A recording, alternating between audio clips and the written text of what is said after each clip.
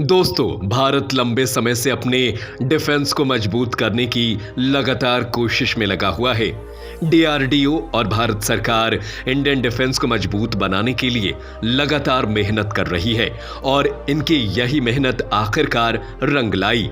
भारत की एक ऐसी बैलिस्टिक मिसाइल तैयार हो गई है जिसके जरिए उनकी इंडियन नेवी यानी कि नौसेना सुरक्षित रह सकती है और दुश्मन कभी भी कहीं से भी हमला करे, भारत की नेवी को और उनके नेवल असेट्स को छू भी नहीं पाएगी। लंबे इंतजार के बाद भारत एलाइट क्लब में शामिल हो गया है। इस क्लब में वही लोग शामिल होते हैं जिनके पास अपने देश की सुरक्षा के लिए डिफेंस में सबसे ज्यादा मॉडर्न, एडवांस और हाईटेक वेपन्स मौजूद होते हैं। और इस एलाइट क्लब में रसिया, अमेरिका, चाइना जैसे कुछ ही देश शामिल थे जिनमें अब भारत का भी नाम आ चुका है। एक तरफ जहां चाइना, अमेरिका और रसिया अपने डिफेंस को मजबूत करने की कोशिश में एक से बढ़कर एक नेवल शिप्स, वॉरशिप्स और न जाने किन किन हथियारों को शामिल कर रहे हैं, वहीं एक बात ये सभी देश भूल रहे हैं कि जिन वेपन्स को ये तैयार कर रहे हैं उन वेपन्स की सुरक्षा का क्या होगा। अगर कल को कोई दूसरा देश इनके हथियारों के ऊपर हमला कर देता है तो एक ही झटके में ये हथियारों की जखीरे सब खत्म हो जाएंगे। लेकिन भारत ने इस बारे में सोचा है। भारत ने अपने हथियारों की सुरक्षा के लिए बहुत तगड़ा सुरक्षा कवच भी तैयार कर लिया है। इसके बारे में जानकर आप लोग भी हैरान हो जाएंगे। क्या है भारत का वो सुरक्षा कवच, इसके बारे में हम आपको थोड़ी देर में बताएंगे। उससे पहले ये जानते हैं कि इस सुरक्षा कवच का चीन से क्या कनेक्शन है। आखिर क्यों चाइना सबसे ज्यादा नेवल पावर पर जोर दे रहा है। दोस्तों, आज से करीब 100 साल पहले एक बहुत बड़े नेवल स्ट्रैटेजिस्ट्स ने एक थ्योरी दी थी और कहा था कि दुनिया का जो भी देश अपनी नेवल पावर को स्ट्रांग कर सकता है, समुद्री ताकत को सबसे ज्यादा बढ़ा सकता है, वही पूरी दुनिया को घुटनों पर लाने की क्षमता रखता है। यानी कि अगर नौसेना शक्तिशाली होगी तो दुनिया के किसी भी देश को आसानी से जीता जा सकता है। और चाइना इन्हीं सिद्धांतों पर आगे बढ़ रहा है। लगातार चीन अपने समुद्री शक्ति को बढ़ावा दे रहा है।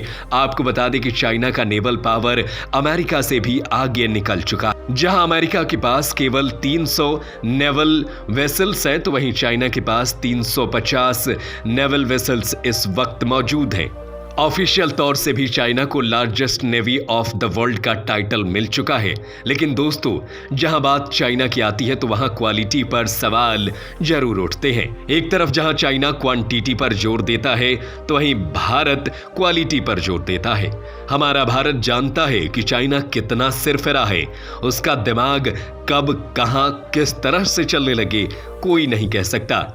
इसलिए अपने वेपन्स को सुरक्षा प्रदान करने के लिए भारत ने एक बहुत ही मजबूत सुरक्षा कवच तैयार किया है। इस कवच का नाम बैलिस्टिक मिसाइल डिफेंस इंटरसेप्टर है। इंडियन नेवी इस डिफेंस इंटरसेप्टर मिसाइल का सक्सेसफुल टेस्ट कर चुकी है।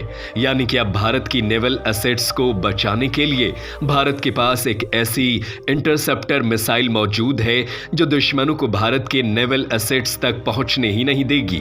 भारत ने 2 तरह के बैलिस्टिक मिसाइल को तैयार किया है। उड़ीसा के तट से बंगाल की खाड़ी में Indo atmosphere anti ballistic missile का सक्सेसफुल टेस्ट किया है। इस मिसाइल के जरिए अर्थ के अंदर जो भी मिसाइल भारत के खिलाफ तैनात की जाएगी, ये उन्हें हवा में ही खत्म कर देगा और भारत की नेवी तक पहुंचने ही नहीं देगा। वहीं दूसरी मिसाइल का नाम है एक्सको एटमॉस्फेरिक बैलिस्टिक मिसाइल। इस मिसाइल के जरिए अर्थ के एटमॉस्फेयर से बाहर हायर एल्टीट्यूड्स पर मिसाइल को इंटरसेप्ट करके हवा में ही नष्ट कर दिया जाएगा। साफ है कि एक तरफ भारत के पास हथियार है तो उन हथियारों की सुरक्षा के लिए बहुत ही तगड़ी इंडो एटमॉस्फेरिक और एक्सको एटमॉस्फेरिक सुरक्षा कवच भी है। बहरहाल, चलिए इसी के साथ बढ़ते हैं आज की दूसरी बड़ी खबर की तरफ। चाइना की पीपल्स लिबरेशन आर्मी नेवी, जिसे शॉर्ट में PLAN कहा जाता है, ये एक नए तरीके के एयरक्राफ्ट्स को बनाने की कोशिश कर रही है जिसे आने वाले वक्त में फुजियान से लॉन्च किया जाएगा।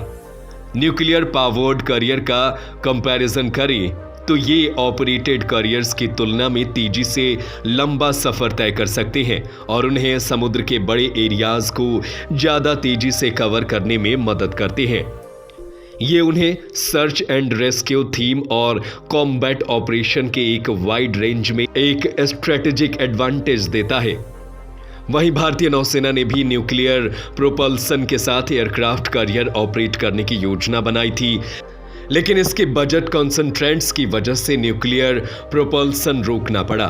स्टार्टिंग में आईएनएस विशाल के प्रपोजल के लिए इलेक्ट्रोमैग्नेटिक एयरक्राफ्ट लॉन्च सिस्टम और 500 मेगावाट की बिजली को पैदा करने वाले परमाणु रिएक्टर दोनों से लैस ही होना था। फिलहाल नजर ऐसा आ रहा है कि चाइना भारत से आगे निकलने की कोशिश कर रहा है, लेकिन यह बात तो जग जाहिर है कि क्वालिटी के मामले में और खोखली बातें करने के मामले में चाइना का कोई जोर नहीं है। वहीं दूसरी तरफ भारत जब तक पूरे तरीके से एक बेहतरीन क्वालिटीज या हथियार का निर्माण नहीं कर लेता, भारत बिल्कुल भी हवाबाजी नहीं करता। यानी कि भविष्य में देखना दिलचस्प रहेगा कि दोनों ही देशों से कौन असल में न्यूक्लियर पावर के क्षेत्र में बेहतरीन प्रदर्शन करता है। फिलहाल हमारी आज के वीडियो में दोस्तों सिर्फ इतना ही। इस पर क्या कहेंगे आप, हमें अपने विचार कमेंट सेक्शन में जरूर बताएं। ऐसे इंटरेस्टिंग खबरों को जानने के लिए हमारे चैनल को सब्सक्राइब करें। जय हिंद, जय भारत।